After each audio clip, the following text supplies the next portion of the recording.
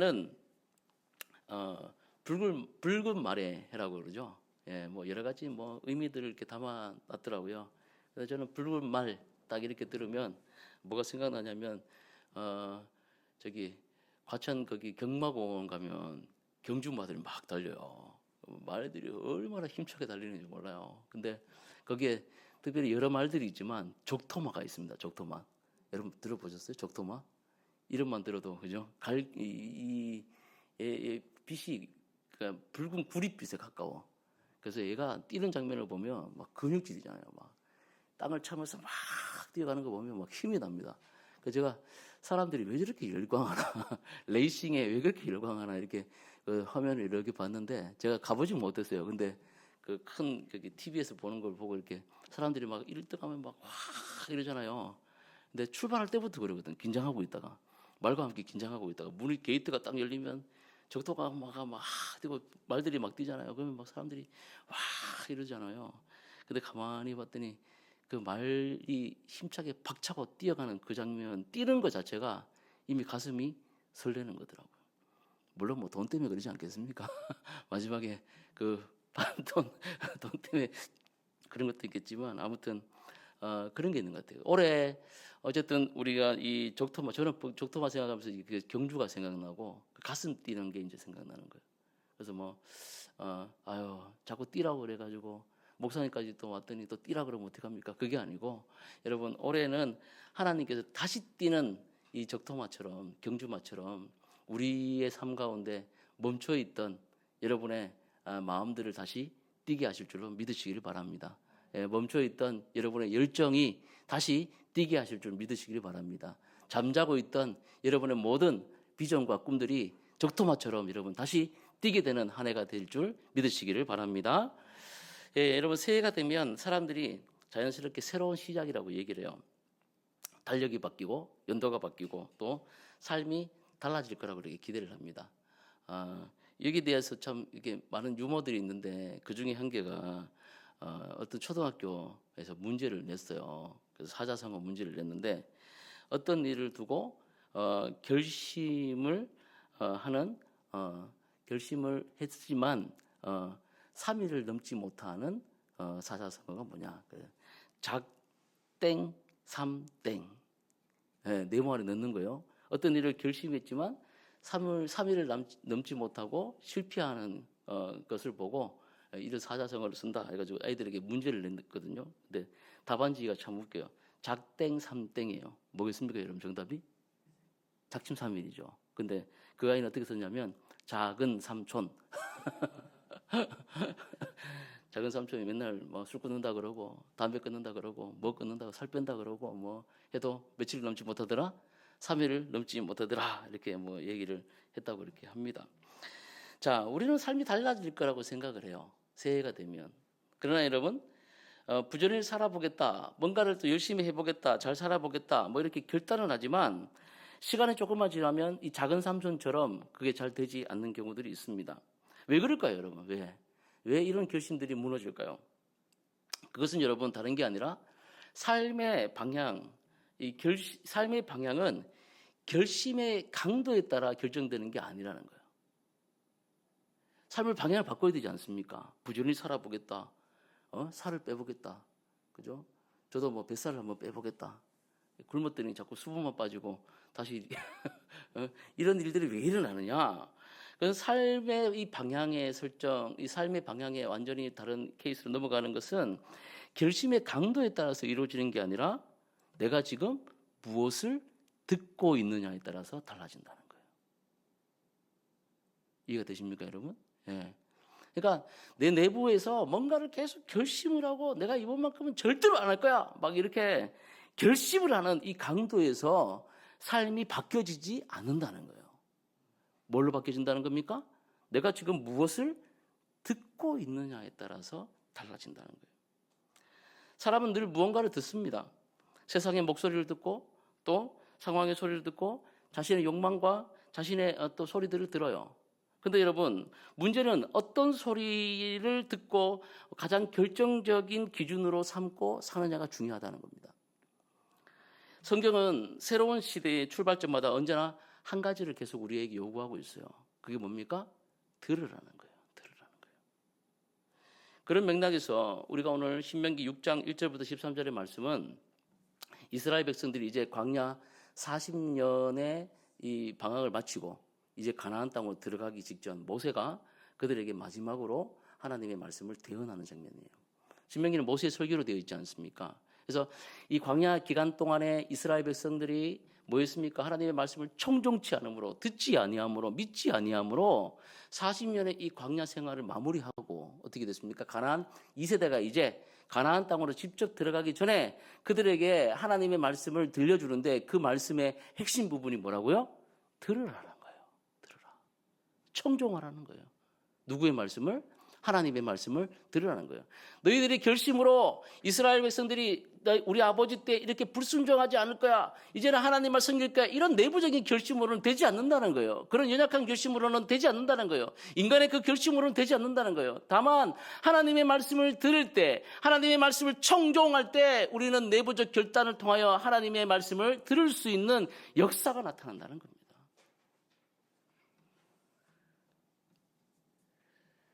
그래서 신명기 6장 4절 말씀처럼 하나님은 그들의 귀와 마음에 이스라엘아 들으라고 이렇게 말씀하시는 거예요.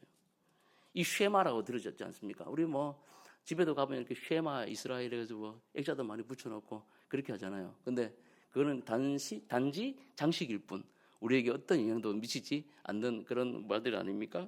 근데 여러분들에게 하나님의 말씀을 듣는 그런 한 해가 되시기를 주님의 이름으로 축복합니다. 여러분 내부적인 결심과 강력한 어떤 의지가 아니라 하나님의 말씀이 여러분에게 들려줌으로 말미암아 그 말씀이 여러분을 붙잡아 가시는 그런 한 해가 되시기를 주님의 이름으로 축복합니다.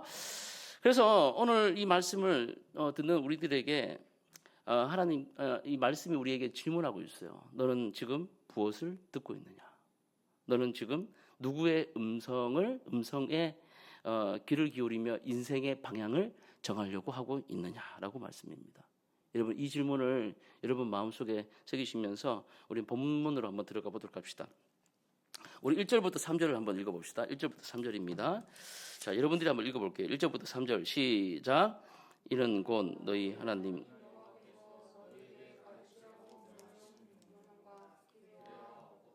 너희가 건너가서 차지할 땅에서 행할 것이니 곧 너와 내 아들과 내 손자들이 평생에 곧 내 하나님 여호와를 경외하며 내가 너희에게 명한 그 모든 규례와 명령을 지키게 하기 위하여 또 내 나를 장구하게 하기 위한 것이라.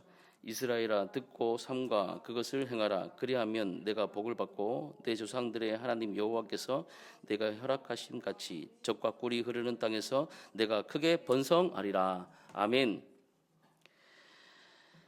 명령과 규례와 법도라는 이 말씀을 하고 있어요. 그래서 우리가 어떻게 보면 1장 말씀을 보면 이런 건 너희 하나님 여호와께서 1절 말씀에 너희에게 가르치라고 명하신 가르치라고 하셨어요. 가르치라고.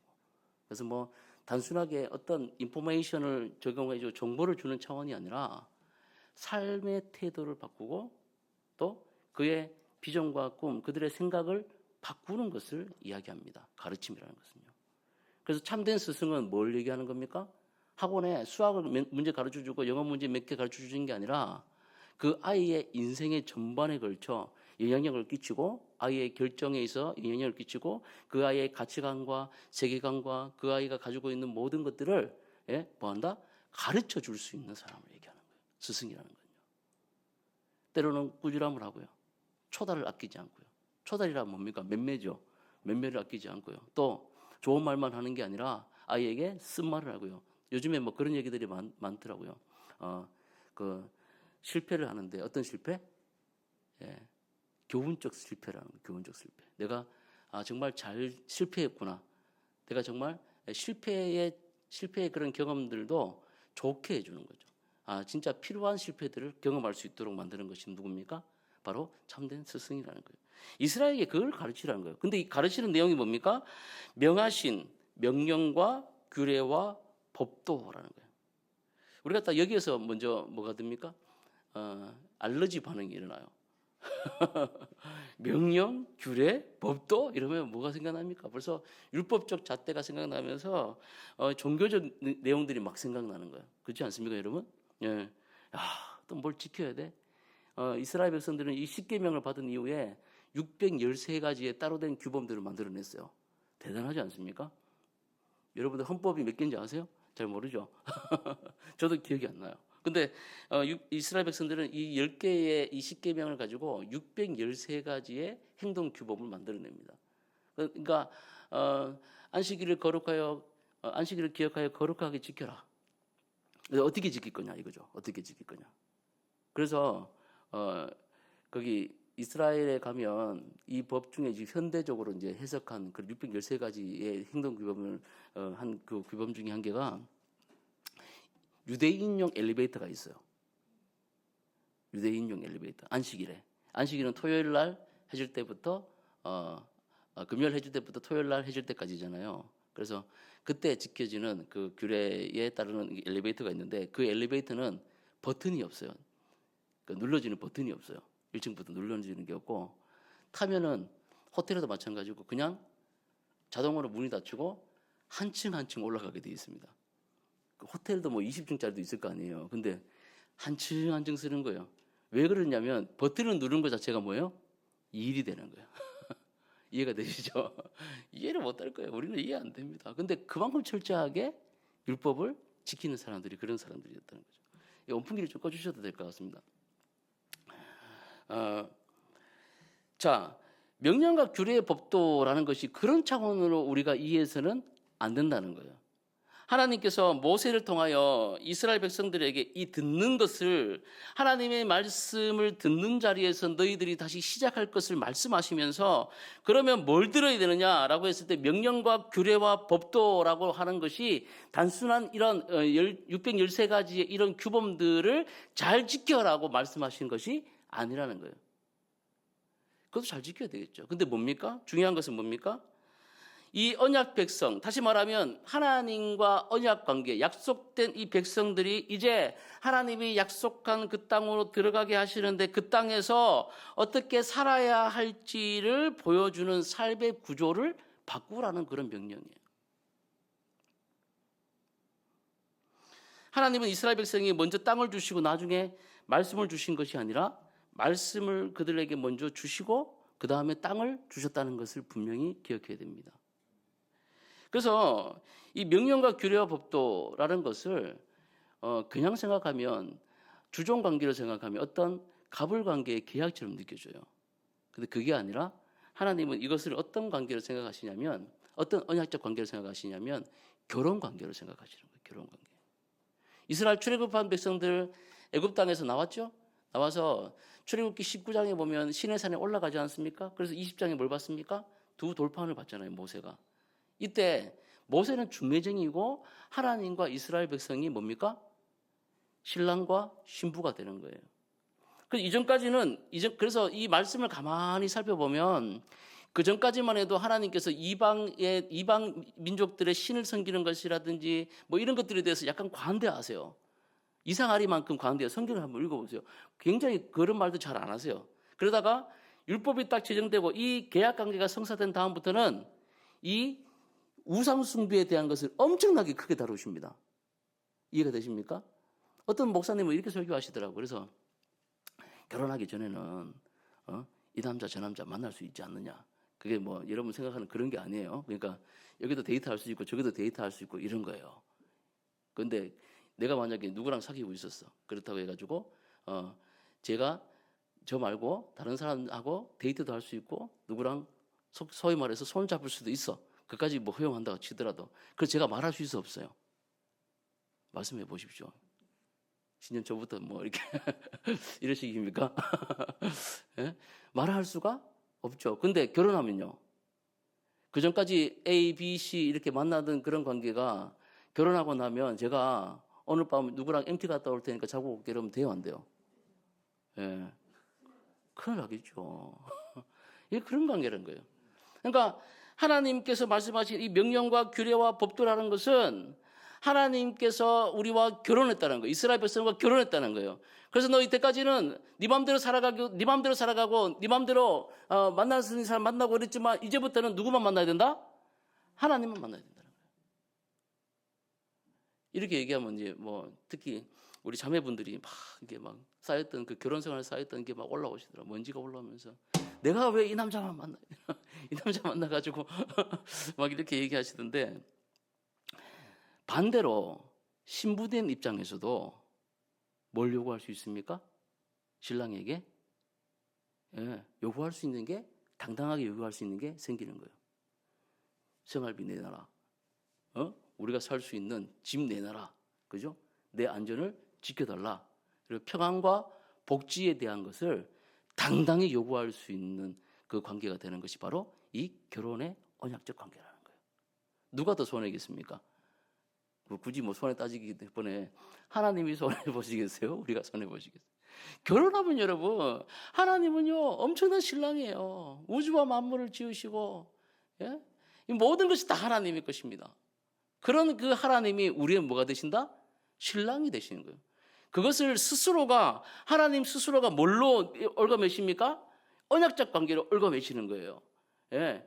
우리가 뒤에 주십시오 하고 우리가 약속할게요. 이 약속은, 인간의 약속은 얼마든지 변개할 수 있는 그런 약속이에요. 불확실한 약속이에요. 그러나 완전하신 하나님 편에서 이 명령과 규례와 법도를 주신다는 것은 하나님 편에서 볼 때는 끊을 수 없는 그런 언약적 관계로 스스로를 귀속시킨다는 의미입니다. 이해가 되십니까? 예. 그러므로 저와 여러분들에게 이 모세를 통하여 이스라엘 백성에게 가르치라고 하신 이 명령과 규례와 법도가, 여러분, 이것이 좋은 거예요, 나쁜 거예요? 좋은 거예요. 좋은 거예요.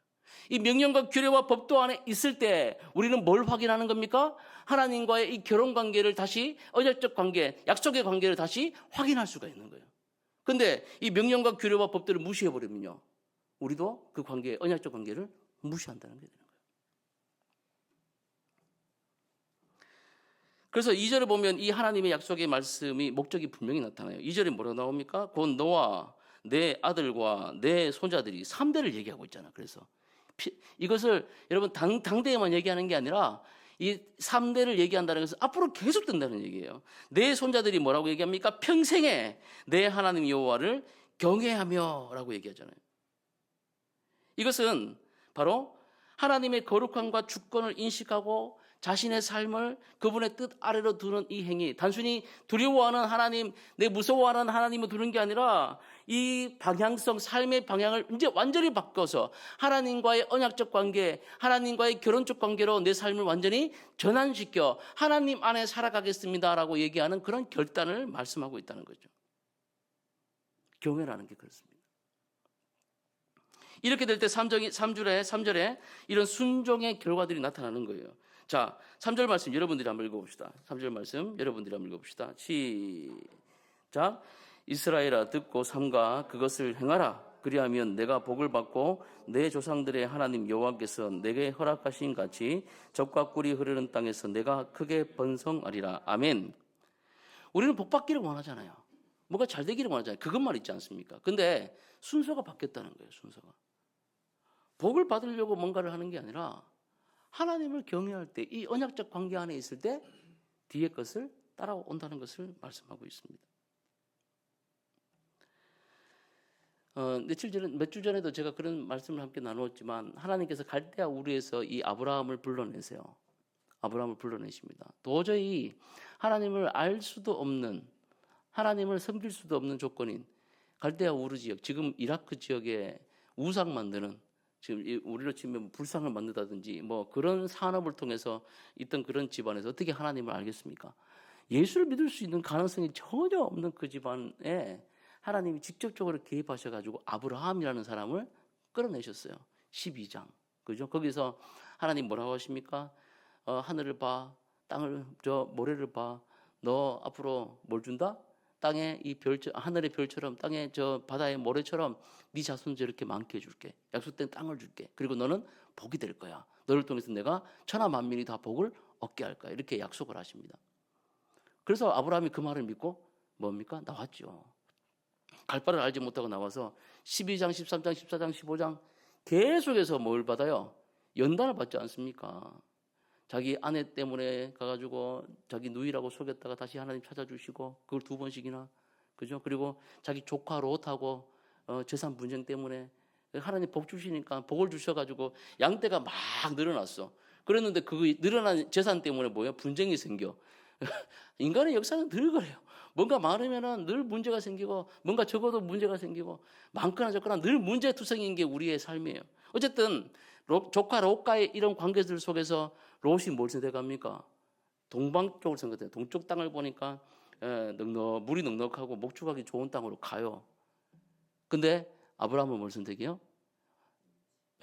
마물의 상수리 숲을 선택해서 아무도 찾지 않는 그런 곳을 선택해서 갑니다. 동서남북을 다 준다고 했지만 가요. 거기서 하나님께 예배하는 삶을 선택해요. 이해가 되지 않는 삶이에요. 결국 뭘 얘기합니까? 이 아브라함을 선택해서 하나님께서 계속해서 12장, 13장, 14장, 15장, 16장 마지막에 어디? 모리아산에서 자기 아들을 바치기까지 그런 믿음의 단련들을 계속 시킨단 말이에요. 왜? 왜 이런 믿음의 연단이 필요합니까?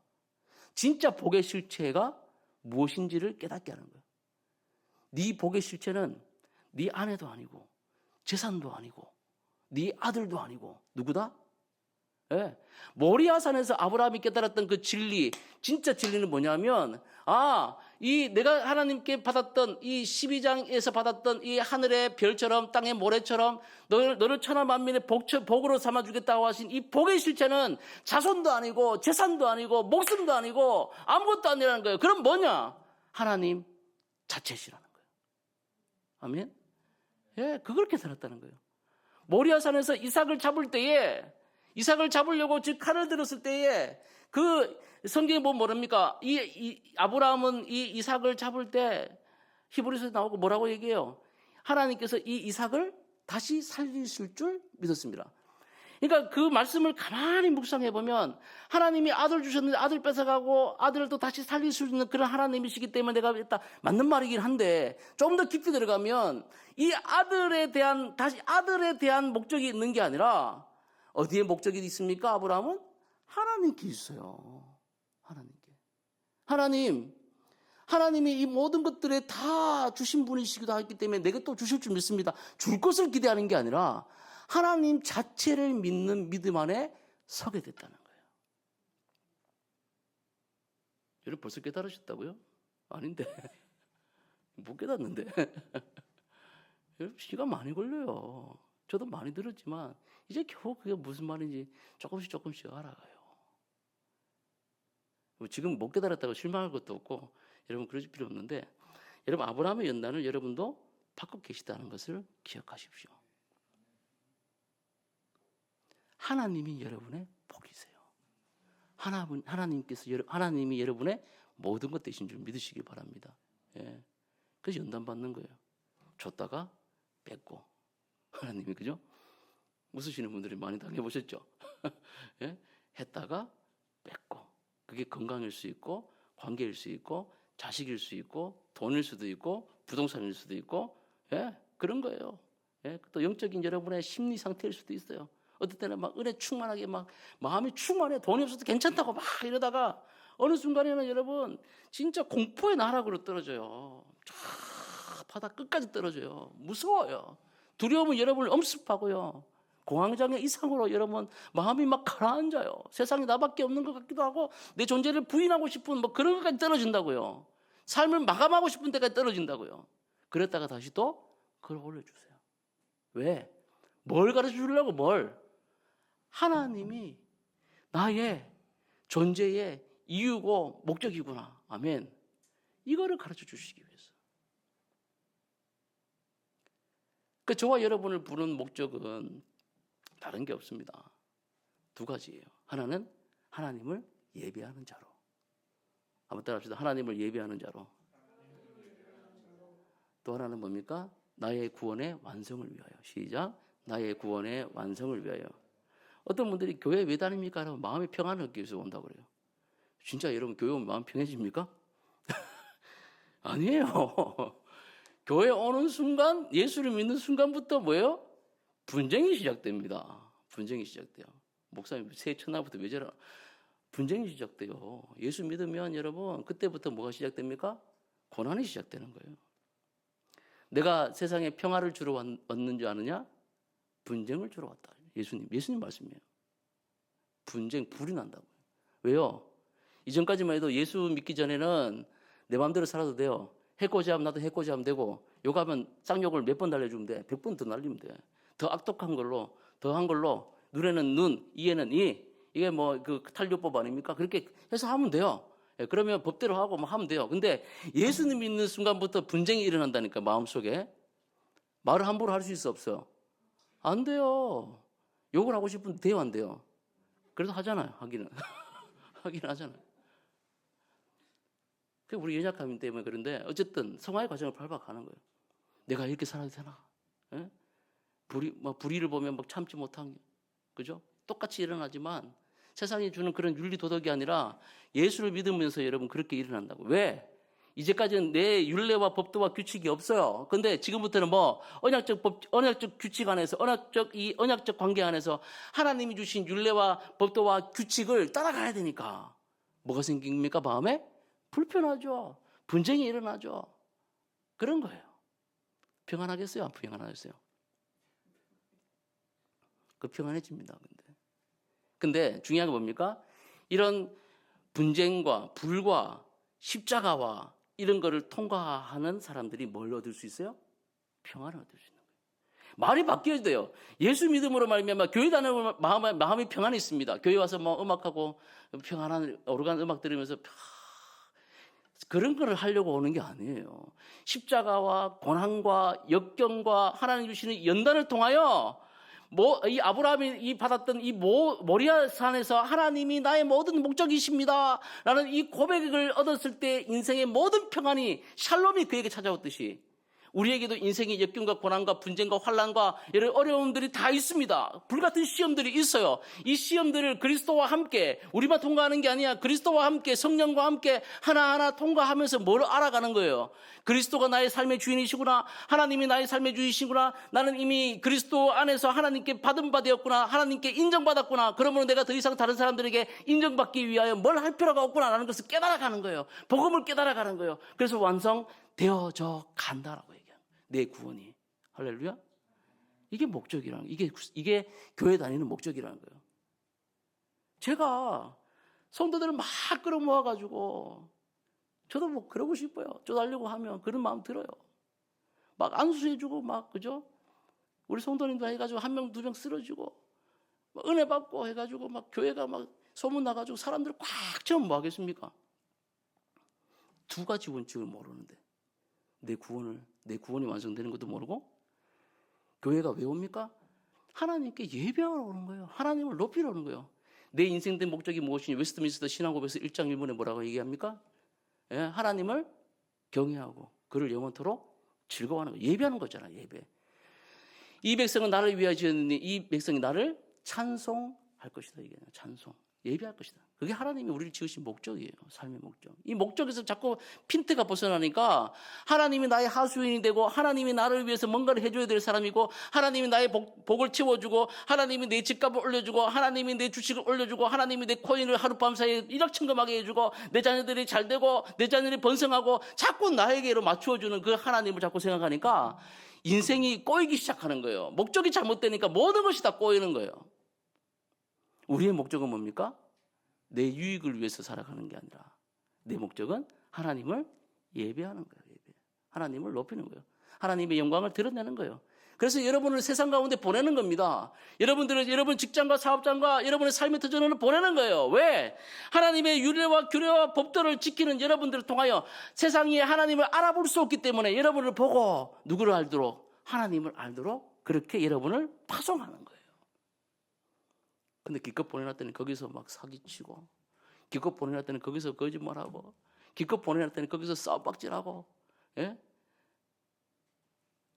천주교 신자들은 좀 그러는 것 같아요. 왜냐하면 천주교 신자들은 굉장히 샤이합니다. 예수 믿는다는 천주교 신자라는 얘기를 잘 안 해요. 어디 가거나 이거 하잖아요. 이거 뭐라 그러죠? 이게 성부와 성자와 성령의 이름으로 하는데 밥 먹을 때도 잘 안 하는 분들이 있고 나중에 한 10년 지난 다음에 우리 부장님 천주교 신자였어 이렇게 아는 경우들이 많다 하더라고요. 근데 우리 기독교인들은 당당히 드러내는 경우들이 많지 않습니까? 내 교회 집사다, 교회 장로다, 교회 권사다 이러는데 나중에 막 쌍욕하고 막 싸우는 거 보면 다 실망하잖아요. 그죠? 왜 그렇습니까? 우리 자체가 하나님이 이스라엘 백성들을 선택해가지고 7일 동안 갈 수 있는 길을 40년 뺑뺑이 돌린 것도 하나님이 누구신지를 이방 백성들에게 보여주기 위한 목적도 있는 거예요. 우리 마찬가지 우리 구원하셔가지고 고난을 당하고 환난을 당하고 어려움 당할 때마다 그 허들을 넘어가는 순간순간마다 하나님이 함께 하시면서 우리의 삶을 통하여 사람들에게 보여주는 거예요. 예. 하나님이 누구신지를, 살아계신 하나님이 어떻게 저 사람을 그 구렁텅이에서 끌어내시는지를, 그리고 저 삶의 환난 가운데도, 욥의 고난 가운데도 욥처럼 하나님을 버리지 않고 하나님께로 중심을 정하여 어떻게 살아가고 있는지를 우리를 통해서 사람들에게 보여주는 거예요. 이게 전도입니다. 삶의 전도예요. 길거리에서 뭐 나눠주고 예수 천국 뭐 그렇게 할 수도 있어. 임팩트를 줄 수도 있어요. 그런다고 여러분 돌아오겠습니까? 안 돌아와요. 저도 싫어요. 그래서 막 이렇게 하면 삶에서 보여주는 거예요. 여러분의 가정에서 여러분들의 와이프에게, 남편에게, 여러분의 자녀들에게 예수 믿는 가장으로서, 예수 믿는 엄마로서, 예수 믿는 아들과 딸로서 하나님의 율례와 규례와 법도, 하나님을 사랑하고 내 이웃을 내 몸같이 사랑하신 이 두 개의 큰 계명을 여러분 안에서 어떻게 소화하여 적용하는지를 보여주는 거예요. 이것이 바로 듣는 자라는 거예요. 이것이 바로 쉐마라는 거예요. 하나밖에 못했네. 두 번째는 여러분, 새해의 결심은 유일하신 하나님을 진심으로 사랑하는 데에서 출발한다는 겁니다. 우리 4절과 5절 같이 한번 읽어봅시다. 4절과 5절 시작. 이스라엘아 들으라, 우리 하나님 여호와는 오직 유일한 여호와시니 너는 마음을 다하고 뜻을 다하고 힘을 다하여 내 하나님 여호와를 사랑하라. 아멘. 들으라 해놓고요. 들으라 해놓고 뭐라고 하십니까? 유일한 여호와시래요. 야훼. 맞죠? 그러면서 마음을 다하고 뜻을 다하고 힘을 다하여 여호와를 뭐하라? 예, 다른 말을 하는 게 다른 말. 다른 말씀을 하시는 게 아니라 여호와를 뭐 섬겨라, 예? 경외해라, 또 말 잘 들어라, 뭐 있을까요? 또 지켜라, 뭐 여러 가지 단어들이 있을 수 있잖아요. 근데 그런 걸 얘기하는 게 아니라 뭐하라? 사랑하라 하셨어요. 사랑하라. 여기 사랑하다라는 단어, 아하브라는 이 단어는 감정적 호감이 아니라 언약에 대한 충성과 전인격적 헌신을 의미합니다. 사전적 의미로. 그러니까 무슨 말이냐면 마음은 내적 중심, 그리고 뜻과 사고와 의지를 내 삶의 에너지로 바꾸는 거예요. 이 결심이라는 게. 그렇지 않습니까? 내 마음의 내적 중심과 사고와 또 이 마음을 내 삶의 에너지로 바꾸는 것이 뭡니까? 결심이라는 거죠. 마음을 먹었어. 생각했어. 근데 그거를 어떻게 합니까? 해야 되잖아요. 근데 이걸 바꾸는 작업을 뭘로 한다? 의지. 결심이 그렇게 한다는 거죠. 근데 여러분, 하나님을 잘 섬기는 그런 결심 쉬워요, 어려워요? 얘기해보세요. 쉬워요, 어려워요?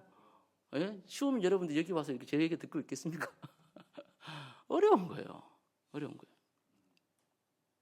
그런데 이 말씀을 가만히 묵상해 보면 그것이 쉬운 거예요. 왜냐하면 하나님 사랑은 느낌의 문제가 아니라 선택의 문제가 되기 때문에. 다시 말한다면 말이 좀 꼬이죠. 그래서 잘 들어보셔야 됩니다. 하나님을 사랑하지 않으면 이 말씀이 부담이 돼요. 부담이 돼요. 근데 하나님을 사랑하면 말씀이 부담이 안 돼요. 예를 들어 볼까요? 뭐 여기 커플들도 계시지만 가만히 생각해, 연애 초기를 생각해 보십시오. 특히 남자분들, 아내가 이제 결혼을 앞두고 있어요. 아니 결혼 앞두고, 그건 좀 멀리 갔다. 연애 초창기에 막 썸 타고 있을 때, 썸남 썸녀였을 때, 그죠? 뭐 문자 넣잖아요. 자기야, 여기 지금 어딘데 올 수 있어? 하면 여러분 답변이 금방 와요, 늦게 와요? 금방 오죠. 1초 같이 오죠. 만약에 나는 지금 파주에 있는데 자기 어디야? 나 지금 충청도야. 그러면 오늘 지금 나 무서워서 그런데 데리러 올 수 있어? 이렇게 물으면 와요, 안 와요? 예, 가요. 우리 형님은 안 가시는가 보요. 형님께서 형수님 사랑하시는 줄 믿습니다. 가요. 근데 남자들은 갈 때 절대 힘들고 어려운 마음으로 가는 게 아니에요. 어떤 마음으로 가요? 설레는 마음으로 가. 기쁜 마음으로 가. 예. 근데 이 여자가 드디어 나에게 마음을 여는구나. 그래서 뭐 나름대로 꽃도 사고 막, 그죠? 차도 치우고 막 향수도 뿌리고 이래가지고 막 룰루랄라 하면서 막 하는 거예요. 어려운 거예요? 쉬운 거예요? 왜 쉽습니까? 예. 왜 기쁩니까? 사랑하니까. 예. 설레거든요. 그 나중에 이제 애 낳았어. 애 낳고 자기야, 나 지금 여기 자기 어디야? 답이 와요, 안 와요? 1시간 만에 오죠. 그런 거예요. 뭐 사랑은 사랑하지만 제가 드리는 말씀은 그런 겁니다. 왜냐하면 하나님을 사랑하면 이 율례와 규례와 법칙이 부담이 되는 게 아니에요. 사랑 안에 있다면. 의무가 아니에요. 아까 얘기했잖아요. 이 의무를 지어주려고 한 게 아니라 하나님 편에서 뭘? 언약적 관계를 지키시기 위해서 이거를 주신 거예요. 에덴 동산에 하나님께서 선악을 알게 하는 나무를 그거 왜 만들었겠습니까? 하나님이 이거 따먹을지 안 따먹을지 몰라가지고 안 해요. 그걸 왜 만들어 놨을까요? 언약적 장치라는 거예요. 언약적 장치. 이걸 먹지 마. 이거 빼고 다 하는 거야. 너하고 나하고 이거가 뭐 되는 거예요? 예, 이게 바로 약속. 이게 바로 계약. 그게 되는 거예요. 하나님이 이 에덴 동산에 있던 계약이 깨지면서 그 다음에 뭘 주셨습니까? 아브라함 언약을 주셨죠. 그 다음에 다윗 언약을 주셨죠. 그래서 그리스도를 통해서 영원한 언약을 우리에게 완성시켜 주셨지 않습니까? 약속의 관계가 계속되는 거예요. 약속. 성경은 그렇게 흐름이 돼 있어요. 흐름이 돼 있어. 그래서 저와 여러분들이 뭘 붙잡고 기도하는 겁니까? 이 언약을 붙잡고 기도하는 거예요. 단순한 신학적 감정을 붙잡고 기도하는 게 아니라 이 말씀도 읽는데 말씀 한 구절 대충 펴가지고 막 말씀 하나 읽고 뜻도 모르면서 막 얘기하는 게 아니라 하나님이 내게 약속하셨구나. 하나님이 내게 약속하셨구나. 그 약속 붙잡고 우리가 뭐 하는 겁니까? 기도하고 신앙생활 하는 거예요. 그게 중요한 거예요. 근데 이때 중요한 건 뭡니까? 하나님을 사랑하는 거예요. 여기서 달라지는 거 아니에요. 율법주의와 복음주의가 갈라지는 겁니다. 율법주의는 지켜야만 사랑받는 거예요. 근데 복음은 이미 주어졌기 때문에 우리는 할 수 있는 거예요. 이해되시죠? 내 통장에 이미 돈이 있을 만큼 있어요. 차고 넘치도록 있어요. 그러면 그 사람은 가난한 옷을 입을 수도 있어요. 근데 통장에 찌질이 없고 맨날 마이너스야. 빚독촉이 시달리고 이런 사람들은 어떻습니까? 일을 하더라도 고통 가운데 하는 거예요. 이해가 되세요? 예. 뭐 제 말이 조금 어폐가 있을 수 있으나 여러분 성실 일하시는 분들 이 말씀을 들으면 또 시험 받을 수 있으나 그게 아니라 쉬운 원리로 생각해 보면 그렇다는 거예요. 예수님은 우리는 뭔가를 하나님께 인정받기 위해서 신앙생활을 하는 게 아니고 이 믿음의 생활을 하는 게 아니라 예수 그리스도를 통하여 하나님이 우리를 이미 다 인정해 주셨어요. 우리 모두를 의롭다고 얘기해 주셨어요. 하나님이 우리 모두를 받아주셨습니다. 어제도 죄를 짓고 지금 이 순간에도 마음으로 죄를 짓고 있고 이제 나가서도 죄를 지을 거예요. 여러분들. 저는 장담합니다. 여러분 나가자마자 분명히 싸움할 거고 이번 주에 여러분 또 속으로 욕할 거고 이번 주에 여러분 또 하나님 말씀 안 지킬 거예요. 아무도 아멘 안 하시지만 그럴 거예요. 여러분 그러실 거예요. 근데 이미 예수 그리스도의 십자가로 말미암아 저와 여러분들을 받아주셨다는 거예요. 인정해 주셨다는 거예요. 그래서 우리는 이 구원의 완성, 그리스도가 오시는 그날까지 계속해서 구원의 완성을 이루어가는 삶을 살아가는 거예요. 그게 바로 거기에서 하나님 이 무한한 사랑을 깨닫기 때문에 감사와 찬양과 기쁨이 넘치는 거고 하나님을 사랑할 수 있는 거예요. 왜? 하나님이 먼저 우리를 사랑해 주셨기 때문에. 우리도 하나님을 사랑하는 거예요. 그래서 법을 지키는 것이 쉽다는 얘기인 거예요. 마지막 6절만 한번 읽어봅시다. 자, 6절 시작. 오늘 내가 내게 명령하는 이 말씀을 너는 마음에 새기고 아멘. 사랑하는 여러분, 새해는 받은 은혜를 기억하며 오직 여호와만을 섬기려고 하는 이 결단을 하는 해로 여러분 삼으시기를 주의 이름 축복합니다. 예. 나와 내 집은 오직 여호와만을 섬기겠노라. 누구의 고백입니까? 여호수아 고백이잖아요. 딥낫세라에서 그가 마지막 노년의 시기에 회고하면서 자기가 다 누릴 수 있음에도 불구하고 또 다른 기적지 딥낫세라를 향해 가는 이 여호수아가 뭐라고 얘기합니까? 나와 내 집은 영원히 여호와만을 섬기겠다라고 결단하지 않습니까? 여러분 이미 복을 받으셨습니다. 이미 하나님께서 여러분에게 무한한 은혜를 베풀어 주셨습니다. 저와 여러분들이 이미 하나님의 언약적 관계 안에 들어와 있습니다. 그렇다면 이 한 해 어떻게 살아가시겠습니까? 하나님의 말씀을 듣는, 다시 이 말씀을 듣는 신앙의 기본기로 들어가시기를 주의 이름으로 축복합니다. 동시에 하나님을 사랑하는 여러분 되시기를 주님의 이름으로 축복합니다. 동시에 이 말씀을 여러분 마음에 새기며 결심하시기를 주님의 이름으로 축복합니다. 이런 한 해가 될 때 하나님께서 여러분에게 약속하신 그 은혜들을 마음껏 받으셔서 우리가 2026년 12월 또 우리가 모여서 함께 감사의 제목들을 나눌 때 하나님께 영광 돌리는 일들이 많아지시는 그런 하나 되시기를 주님의 이름으로 축복합니다. 기도하겠습니다.